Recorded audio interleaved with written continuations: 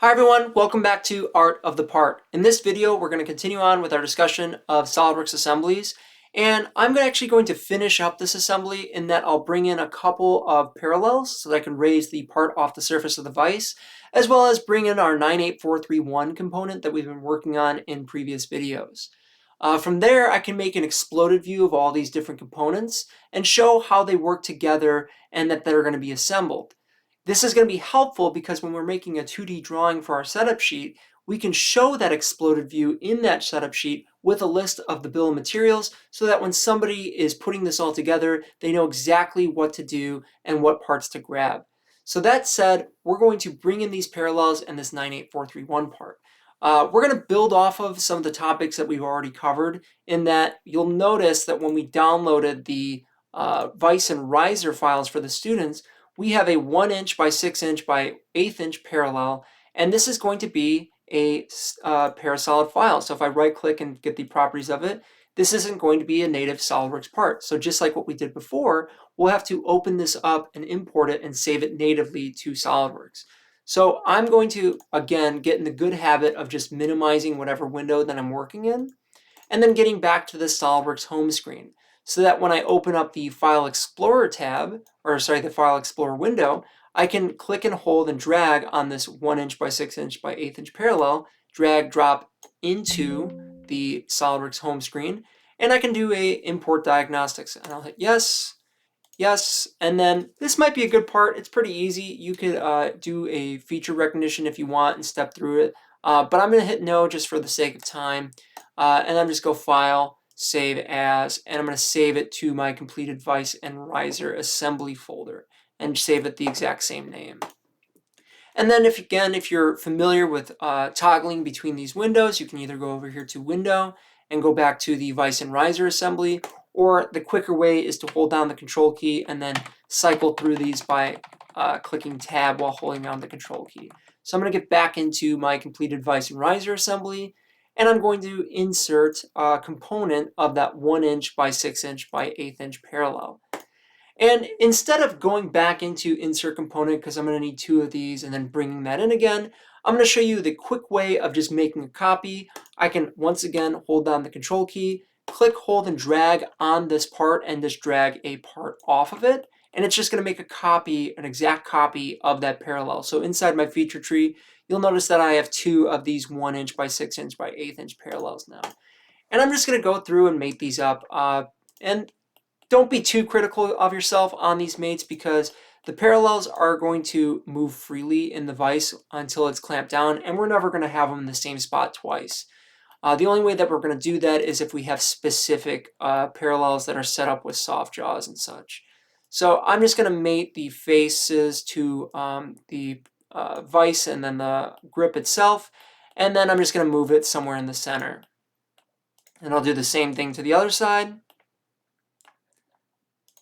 And then I'll mate it to the surface here, and I'll just drag it somewhere in the center.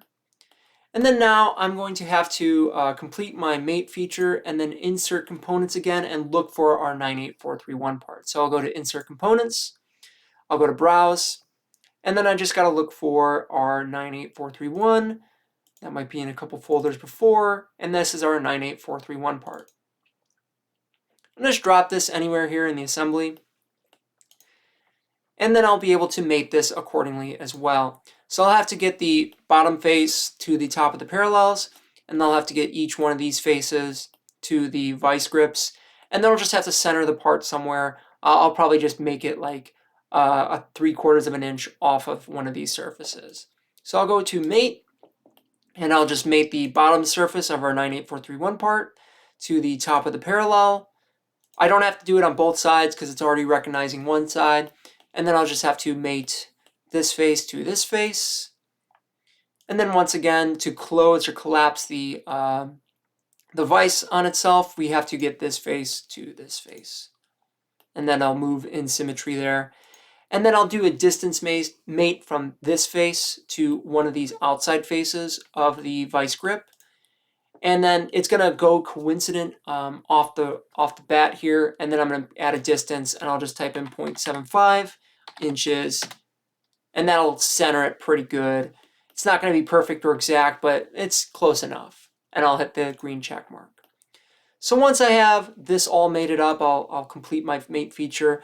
I'll go ahead and hit the save key, or the Control S, or file save as. So that way everything is mated together, and then if I have to open this up again, I don't have to go ahead and mate these components. So I'm going to now make an exploded view of this, and the exploded view is kind of a trick bag. It's always different for some reason in every version of SolidWorks. Sometimes it's a little bit easier on the user. Other times you just have to do a couple more clicks. But in other aspects, it's also very helpful in that you can just pull parts apart from each other without deleting their existing mates. So go ahead and open up the exploded view, which is located in the assembly tab. And we can start pulling parts away from each other. And this is, again, might be different in whatever version of SolidWorks that you're currently using, but the best habit to always ensure that the exploded step is applied is to click on the part, drag it off, and then hit done. Don't hit the green check mark because that's going to complete the exploded view, and then you're going to be making multiple configurations with multiple different exploded views. So this is just going to be a little bit different than what we're normally used to. We just have to hit done instead of the green check mark through every step. Once we have everything exploded, go ahead and hit the green check mark. So let's click on the riser, and you'll notice when we click on the riser, I have my 3 directions in X, Y, and Z, and I'm just going to select the arrow that's pointing up, and I'm going to click, hold, and I'm going to drag it down and give ourselves enough space so that we can also drag other components. So then I'll hit the done key, not the green check mark. I'm just going to hit done. The next component that I'm going to pull apart is probably going to be these vice grip sliders. So then I'll grab the slider as well as the vice grip, and I can actually select 2 different components at the same time. And I'll just use this Z arrow and I'll drag it out here, and I'll hit, once again, done. Not the green check mark, but done. And I'll do the same thing to the other side. So I grab both of these, I'll drag these out, I'll hit done. Then I'll grab the rod and I'll just pull this out here, and I'll hit done. And then lastly, I'll grab these couple components for the parallels and then the part itself and pull that up, and then I'll hit done. Well, we're at a good point where it's probably good enough, but I want to add a little bit more flexibility with how these parts are actually going to be pulled apart further. So let's go ahead and also click on both of these vice grips themselves and then pull them up, and then we'll hit done, and then we'll also grab the part itself and then we'll pull that up, and then we'll hit done. And as long as you did it in that order, this is going to be very helpful if you ever wanted to make an animated explode or an animated collapse, so that all the parts are moving together and you're not just moving one part and one part and one part and one part. So once we have all this all separated, let's go ahead and hit the green check mark. So that's going to complete one configuration or one exploded view. And you might be asking yourself, hey, I have all these parts exploded. How do I collapse it and put it all together? Well, it's really easy. Your mates are all still there. You just got to find the completed vice and riser assembly in the feature tree. So at the top of your feature tree, you can right click on that file name and then just select collapse. And that's going to pull it all together, and I can right click on it again and I can hit explode, and that'll pull it all apart. If you want to go one step further, you can actually right click and you can do an animated collapse. And this is why I did all these components in the way that I did, is that they'll move together in unison there, and it's not just going to be, random parts at random times. And then likewise, I can right click and I can do an animated explode, and it's just going to pull those parts out accordingly as well. You can also save these little videos if I wanted to. I could make an MP4 file. I'm just going to do it just for my own sake here. It's kind of cool to have on hand. And I'll just do a render of that and make a video for you. But it's not super important. As long as we have this all together, I'm just going to go ahead and collapse it. and I'm going to move into making a 2D drawing from this whole exploded view. So let's go ahead and do File, Save, so that all of our exploded steps are saved together. If you're having trouble with your exploded steps, this is kind of just a hint for everyone. Go to the Configuration Manager, and then you'll notice that if you have multiple exploded views, they're going to be logged here. You only want to have one exploded view. This one exploded view is going to be linked to the drawing itself. So I'm going to go to File, Make Drawing from Assembly. And then I should have my ANSI sheets here. I believe I'm just going to use one as reference. So I'll just use this A3 sheet. Please use an ANSI size sheet. I'm just using an A3 ISO for reference here. So our screens might be a little bit different. So I have my blueprint here, and I have my view palette here on the right side. You'll notice that I have my isometric exploded. I'm going to click and hold and drag on that isometric exploded, and I can pull that out into the drawing. So however I was viewing that inside of SolidWorks Assemblies, I'm also going to view that in SolidWorks drawings, which is very helpful because when everything's collapsed together, it's just a blob for somebody out there on the setup, doing a setup sheet out on the shop floor. So I want to actually show all the components that are going to be involved. I'm also going to make these colored or shaded with edges so that you can see the different colors of everything. And then I'll hit the green check mark. I can also increase my size of the part as well, or the exploded view, by right-clicking anywhere out here and going into properties, and I can increase my scale to, instead of 1 to 5, I can go to like 1 to 4, just make it a little bit bigger. It's obviously going to be different on your ANSI landscape size sheet, whatever is going to fit.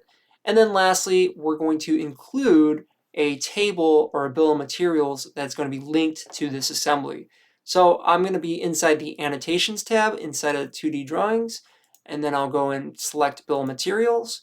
And all this is doing is when you select that bill of materials, just like if we're doing a revision table, it's saying, hey, what are you making a bill of materials for? Because you can have multiple assemblies in this one drawing. So I'll click on this one assembly here, and then I'll hit the green check mark. And you'll notice that it actually linked all of the part numbers as well as the parts that I'm using. So I can resize this. I can hide the description of the column here in the middle, and then I can just expand this a little bit so it flattens out. These part numbers should also be relinking as like 1 through probably 8. Mine are going 9 through 16 for some reason, but we can add the number of whatever part that we're referencing, and it tells us the quantity of each one of those parts. We can also add balloons. So if I go to Annotation, I'll go to Auto Balloon, and I'll just get a representation or a number representation of what it equals inside of the bill of materials. And this is just helpful for somebody that is doing a setup on the shop floor, and you want to make sure that you're not just giving them a part and telling them to figure it out for themselves. You want to give them some direction in that, hey, I need you to get this vise with these components, with these parallels to make this part. And especially if you have a 5-axis machine, you want to have that 5-axis riser. And this is going to be helpful for us too when we start moving into Mastercam, in the sense that once I have the completed assembly, I know where the vise is actually located in relation to the part. So if I'm doing cleanup passes or I'm trying to approach it with a nice tangent arc, I'm not just going to accidentally gouge into one of these side walls of the vise grips, or actually plunge into the table past the riser itself. So this is just something that's going to be more helpful if you have a centrally located assembly of all these components. And I can also change the text of this completed vise and riser to fit inside of my title block by right-clicking in the white space, going to Edit Sheet Format, and then double-clicking, and I can just change the size of that to like 12, or even smaller. I'll go to 10, and then I'll right-click in the white space again, and then select Edit Sheet. So that should complete the entire vise and riser assembly. You should be able to have all these different components saved out now. So go ahead and File, Save, and this is just going to save a 2D drawing of it.